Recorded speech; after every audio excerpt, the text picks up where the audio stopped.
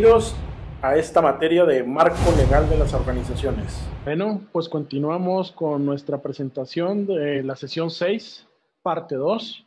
Hablaremos de las disoluciones y modificaciones en relación a las sociedades mercantiles.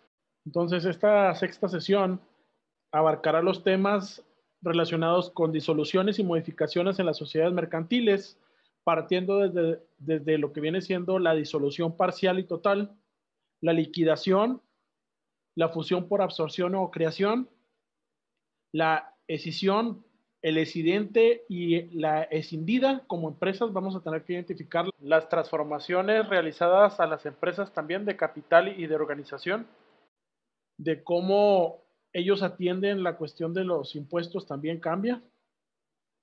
Posteriormente pasemos con el punto 8, que eran de los mismos puntos que anteriormente habíamos puesto dentro de la sesión, y hablaremos del ejercicio de las sociedades por acciones simplificadas. Tenemos un ejercicio dentro de la página de mi empresa.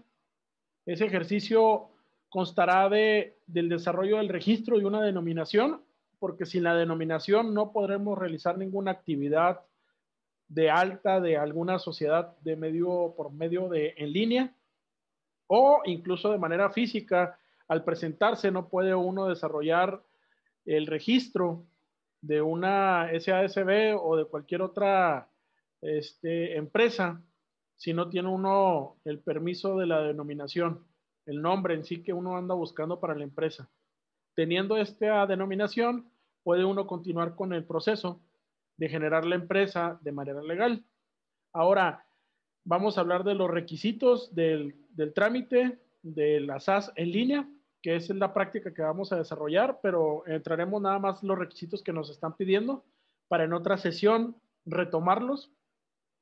Hablaremos de los pasos para las autorizaciones de los SAS. Vamos a entrar en la página, les voy a enseñar cuáles son los pasos totales que se hacen dentro de la página y vamos a adelantarle un poco a contar con varios pasos, como es el caso del punto 9, donde primero vamos a identificar las partes de un acta constitutiva de varios giros similares a los que les pedí que desarrollaran como idea de negocio, y posteriormente ustedes, tomando varios puntos de esas mismas actas constitutivas que ustedes van a analizar, van a generar, identificar algunos objetos sociales o parte del objeto social que quieren integrar al objeto de su empresa. Entonces, ya con este preámbulo relacionado con los temas que vamos a tocar, empezamos a ver cada uno de ellos.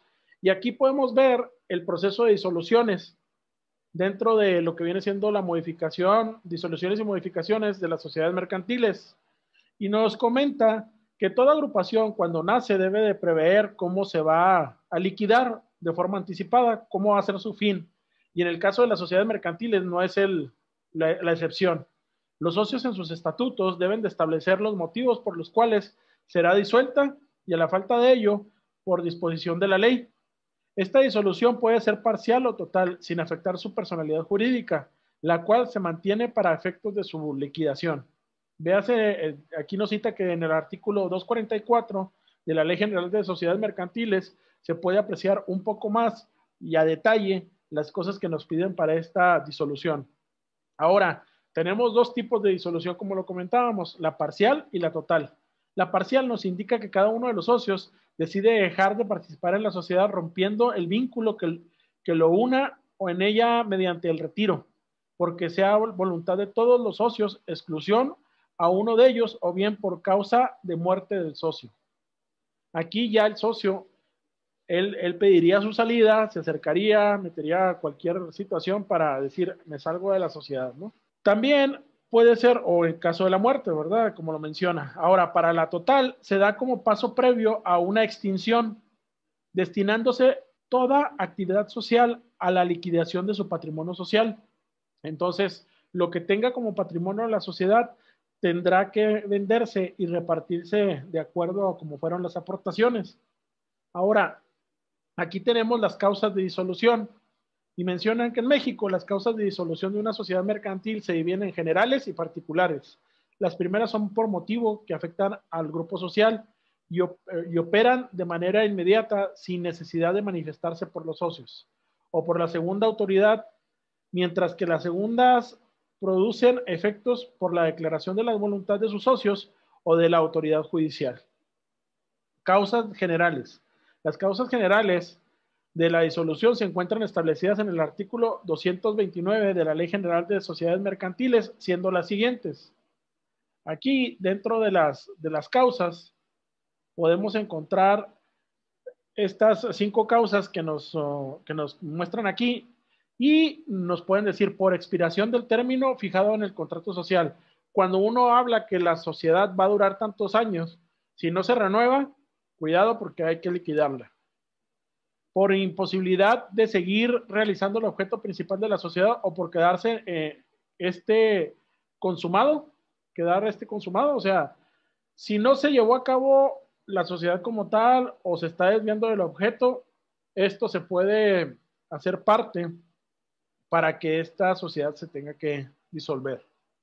Por cuando los socios toman de conformidad con el contrato social y con la ley, también puede ser un acuerdo de los socios tomado de conformidad con el contrato social. Por el número de accionistas llegue a ser inferior al mínimo que esta ley establece o porque las partes de interés se reúnan en una sola persona, ¿sí? Ahí cuando se van quedando sin miembros, esa es otra de las situaciones. Por la pérdida de las 2/3 partes del capital social. Cuando se pierde el capital social, ahí también las 2/3 partes puede generarse esta liquidación. Disolución, perdón. Cabe aclarar que los socios no pueden acordar una prórroga para la duración de la sociedad, pero sí pueden pactar sobre su modificación antes de la fecha pactada. Asimismo, el artículo 6, fracción 12 de la Ley General de Sociedades Mercantiles establece que la escritura constitutiva o contrato social pueden consignar la disolución anticipada de la sociedad. De igual manera, si el capital de la sociedad es insuficiente, no permite el desarrollo de las actividades que constituyen el objeto, como tampoco permite contar con los medios económicos para su explotación. Otra causa no mencionada específicamente en la Ley General de Sociedades Mercantiles es la quiebra o el concurso mercantil. Es una obligación que los socios inscribir en el Registro Público de Comercio a fin de informar a terceros sobre su disolución. Si una vez de que se hace la disolución, pues hay que registrar también su disolución dentro del registro público.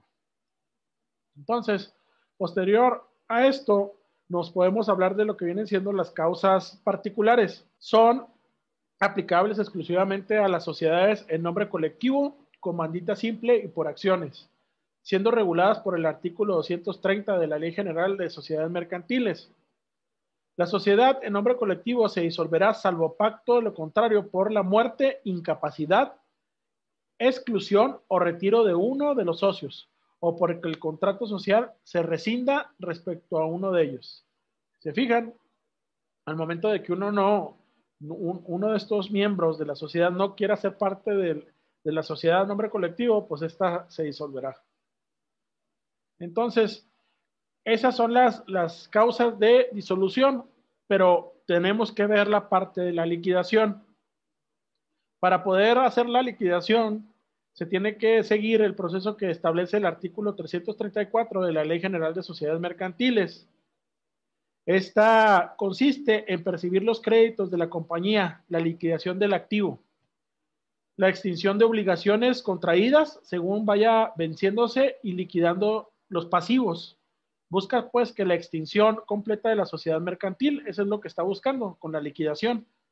Tiene por objeto concluir las operaciones sociales pendientes, cobrar lo que se adeuda de la sociedad y pagar lo que haya que pagar, ¿no? Vender los bienes de los socios y participar en el reparto del patrimonio social entre ellos. Entonces, repartir lo que se tenga como activo.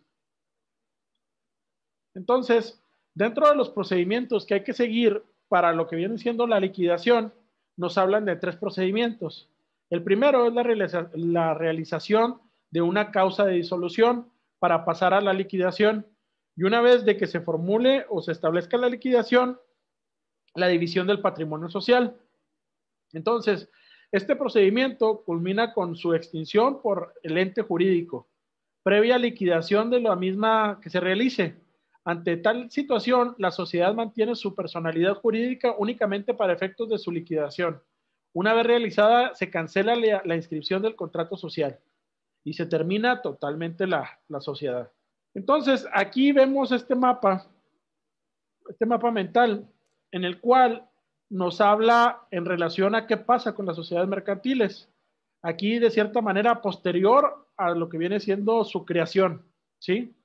A que una vez de que se constituye, se puede fusionar la empresa, ya sea por absorción, que absorba a otra empresa y se fusionen, o que nuestra empresa la absorba a otra empresa más grande, o del mismo tamaño y que se crea una nueva empresa donde se fusionan dos empresas. Ahora, la escisión, aquí sí es importante, no lo hemos visto ahorita, pero hay que identificar bien a cuál es la empresa escidente y cuál es la empresa escindida. Esto lo vamos a ver más adelante, pero son, como quien dice, el segundo proceso que puede darse dentro de una empresa ya creada. O se fusiona o se hace la escisión. Entonces, o en su caso, también puede generar una transformación. Si llega a cabo una transformación, puede tener un cambio de capital con el fin de acceder también a estímulos fiscales, pudiera ser, o el cambio de sociedad, en vez de ser sociedad anónima, que sea de sociedad de responsabilidad limitada. Estos puede haber cambios de transformación. Es cómo se organiza la empresa, que también estos no los hemos visto y los vamos a ver más a detalle. Y por otro lado, queda lo que viene siendo la disolución, que vimos de manera previa, y vemos la liquidación. Entonces, estas son transformaciones, de cierta forma. No hay liquidaciones, no hay cierres, sino se transforma en algo más grande o en la organización, o vamos a ver más adelante qué pasa con la decisión. Entonces, en relación a la fusión, este procedimiento por el cual dos o más sociedades mercantiles se unen jurídicamente en una sola, ya sea que estén previamente constituidas o se forme una nueva. Este antecedente es el desarrollo histórico de una fusión que ha transcurrido en tres etapas diferentes. El primer movimiento ocurre en Estados Unidos de la primera década del siglo pasado, cuando diversas empresas horizontales se unieron a una sola para dominar el mercado. El segundo movimiento se da en Europa en la década de los 50, en el cual diversas empresas se fusionan de forma vertical por el principio objetivo de asegurarse en materia prima. O sea, hacen la cadena de suministro. Y las primeras, las empresas que producían lo mismo, se organizaron para hacer una empresa más grande. Y el tercer movimiento se ubica en la década del neoliberalismo, de los 80s, cuando se hizo inoperante las diversificaciones de las empresas y florecieron las empresas que ofrecían varios bienes y servicios, ¿sí? Porque había empresas enormes que de cierta manera estaban inoperantemente porque había mucha diversificación de empresas y lo que trataron de hacer las empresas para sobrevivir, pues aplicar el que yo doy varios servicios o más servicios, tratar de abarcar más para tratar de que no me extinga. Entonces, estas son las situaciones que se pueden dar en la cuestión de la fusión. Y en los supuestos de la fusión, nos habla que la doctrina ha establecido que existen dos supuestos para la fusión.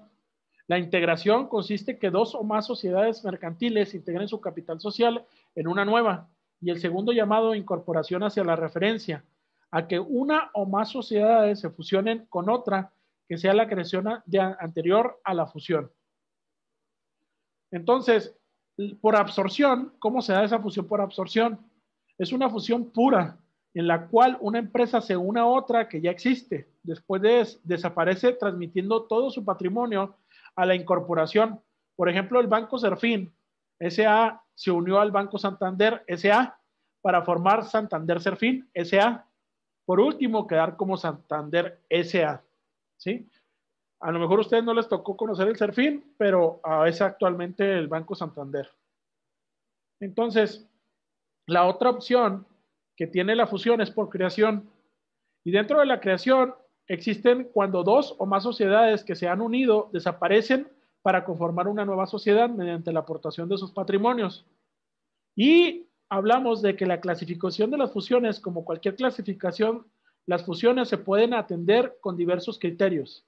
A continuación, mencionemos cuáles son los que tienen mayor importancia en la práctica teórica. Y nos hablan de estos tres. Según el punto de vista del mercado, según la formación de asociarse. Y la clasificación, la tercera, sería según las causas de fusión. La primera nos habla que en el punto de vista mencionado, las fusiones pueden ser de tres tipos. Horizontales, porque lo que comentábamos anteriormente le conviene al mercado, y entre más grande se haga la empresa y pueda tener más capacidad de producción y de venta, pues se hace más grande, pero con una que produzca algo similar a la de nosotros o el mismo producto. Son las que se dan entre dos o más empresas del mismo giro, con una jerarquía del mismo nivel, quedan al mismo nivel. Verticales, es lo que habíamos dicho, ¿no? Que también se habían fusionado de forma vertical. Son las que se dan entre empresas que tienen el mismo giro, tienen niveles jerárquicos diferentes. Y por último, tenemos los conglomerados. Por ejemplo, una vertical, que pudiéramos decir que tenía más, que se fusiona la cervecería Cuauhtémoc Moctezuma con la Heineken. Y esa fusión, realmente la Heineken era mucho más grande que la cervecería mexicana. Entonces ahí se fusionaron de forma vertical. Ahora, conglomerado se da entre grupos, sociedades mercantiles que no tienen relación directa en su empresa. ¿Sí? Pudiéramos decir empresas que también buscan diferentes giros, que se hacen más fuertes, como la tercera etapa que se está dando en el neoliberalismo, un Dish con Telcel y Telmex, ¿no? O sea, son empresas que se van asociando con diferentes tipos de servicios y se asocian para ofrecer más servicios. La segunda, en su forma de asociarse, este criterio es la clasificación, se desprende de formas que se pueden adoptar de la fusión mencionadas anteriormente. Así tenemos que pueden ser por integración, por las fusiones que se crean nuevas sociedades, cancelando el registro de las anteriores, y la incorporación o absorción por la que no se crea un nuevo ente, sino que una forma parte de la otra o del otro.